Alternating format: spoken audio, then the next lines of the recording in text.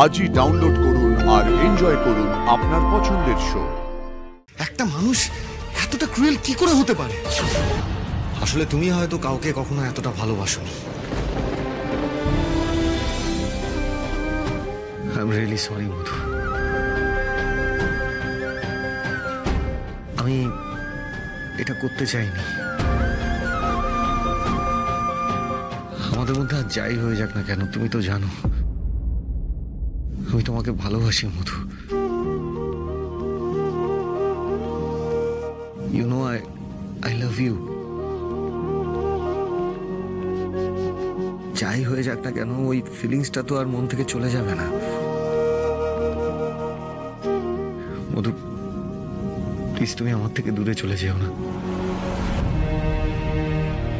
মধু, please ফিরে এসো।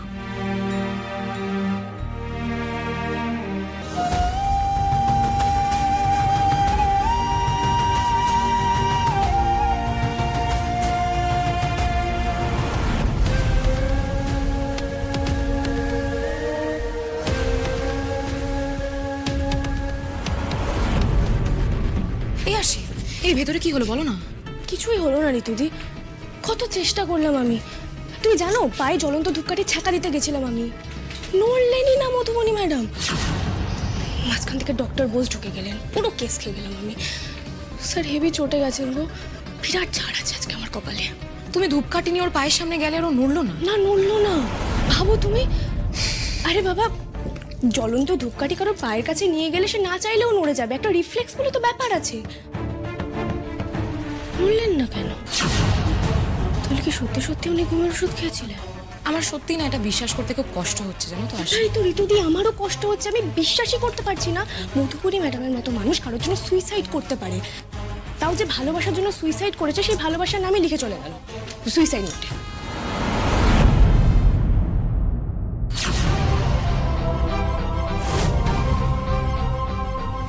Sir, আমি... তুমি এখন এখানে দাঁড়িয়ে আছো, কি বললাম আমি তোমাকে? যাও, বাড়ি চলে যাও। আমি কোনো কথা শুনতে চাই। আশি, তুমি যেটা করেছো তার কোনো ক্ষমা নেই। কিন্তু স্যার, আমার... কিসের কিন্তু আশি? হ্যাঁ, আমি তো ভাবতে পারছি না তুমি এসব কি করছো। তোমাকে বারবার বলেছি এটা করো না, এটা করো না। তুমি যেটা করেছো তার কোনো জাস্টিফিকেশন নেই। আরে ভুল তো করেছি আমি, মধুর কেবিনে তোমাকে ঢুকতে দিয়ে। ভুল আমার হয়েছে তোমার সন্দেহের উপর ভরসা করে। আশি, তুমি বুঝতে পারছো না, তুমি এক্ষুনি মধুর সাথে যেটা করলে তার কোনো ক্ষমা হয় না। আরে মধু তোমাকে যতই হ্যারাস করুক না কেন, তুমি যেভাবে ওকে ধুপে ছাকা দিতে যাচ্ছিলে, কোনো সেন্সিবল মানুষ সেটা করে? প্রতিশোধ নিতে গিয়ে কি তোমার মাথা খারাপ হয়ে গেছে একেবারে? আরে মধু এখন মৃত্যুর সাথে লড়াই করছে। এই সময় তো কোনো শত্রুরও, কোনো পরম শত্রুরও মায়া হয়, সেখানে তুমি... হাসি, সত্যি আমি তোমাকে দেখে অবাক হয়ে যাচ্ছি। একটা মানুষ এতটা ক্রুয়েল কি করে হতে পারে? একটা মানুষ কতটা গভীরভাবে ভালোবাসলে তার কাছের মানুষের কাছ থেকে আঘাত পেয়ে এরকম একটা ডিসিশন নেয়, সুইসাইড করার মতো সিদ্ধান্ত নেয়, সেটা তোমার ধারণা আছে? আসলে তুমি হয়তো কাউকে কখনো এতটা ভালোবাসোনি, তাই বুঝতে পারছো না।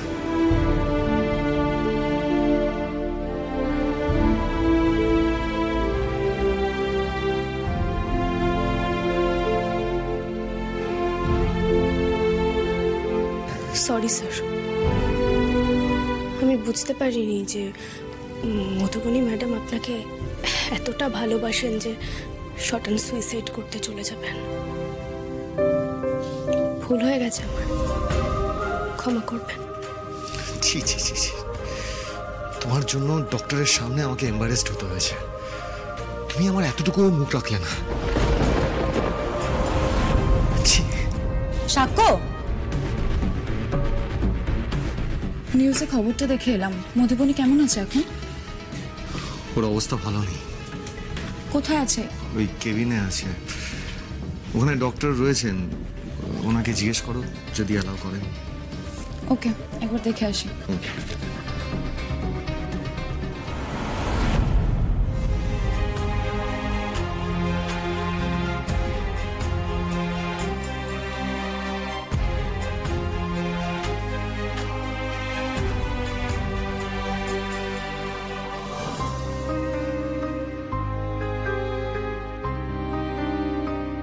নিকলে আসি, সিমিও চলে এলো। আসবে না কেন? নিশ্চয়ই যে পাঠিয়েছে চাটনি খবর পেয়েছে না, এমনি এমনি ছেড়ে দেবে। আমার ভালো লাগছে না, ভালো লাগছে না ঋতুদি। কোথায় গড়বড়টা করছে আমি কিছুতেই ধরতে পারছি না। আমার মন বলছে মধুবনী ম্যাডাম নাটকই করছেন। এটা কিছু কিছু আভাসও পাচ্ছি, সন্দেহ হচ্ছে, কিন্তু কিছুতেই প্রমাণ করতে পারছি না আমি। স্যারকেও কষ্ট পেতে দেখছি, সহ্য হচ্ছে না আমার ঋতুদি। ভালো লাগছে না আমার একদম।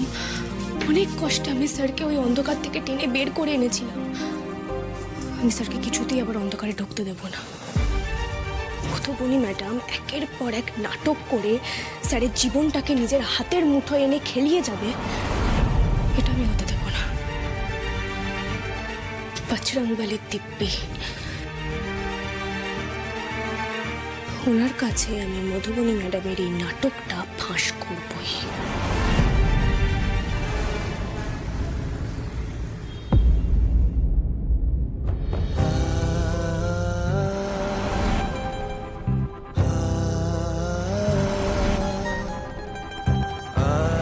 প্লিজ ক্ষমা করে দাও, ভুল করেছি।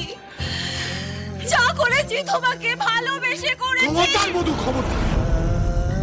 ভালোবাসার দোহাই দিয়ে তুমি আগের বারও আশিকে অপদস্থ করার চেষ্টা করেছিলে, but this time I will not spare you. আমি তোমাকে কোনোভাবেই ক্ষমা করব না। সাক্ষ্য please, just go away, go away. চলে যাও এখান থেকে প্লিজ। সেদিন যে কি হয়ে গেল মধু, তুমি কেন আমাকে অতটা আঘাত দিলে বলো তো? এত মাথা গরম হয়ে গেল, আমি নিজেকে কন্ট্রোলই করতে পারলাম না। যা মুখে এলো তাই বলে দিলাম। তোমার কাছে অত বড় আঘাত পেয়ে আমারও কি কষ্ট হয়নি মধু? ভালোবাসি বলেই তো তোমার থেকে অত বড় আঘাতটা পেয়ে সহ্য করতে পারিনি। ভালোবাসি বলেই তো আজও কষ্ট হচ্ছে তোমার জন্যে।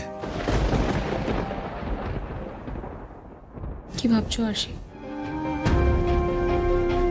স্যারকে দেখছো কেমন এলোমেলো হয়ে গেছে মানুষটা।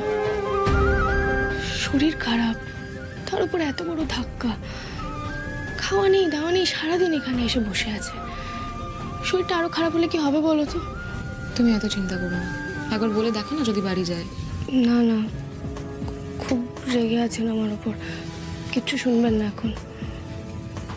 এই ঋতুদি, বলছি তুমিও বাড়ি যাও, অনেকক্ষণ এসেছো, রেস্ট নাও, গিয়ে যাও। ঠিক আছে, আমি আসছি তাহলে। আর তুমি কিন্তু টেনশন করবে না বেশি, ভগবান ঠিক কোনো না কোনো একটা পথ দেখাবে। দেখি আসছি আমি, কোনো দরকার হলে ফোন করো কিন্তু, ঠিক আছে?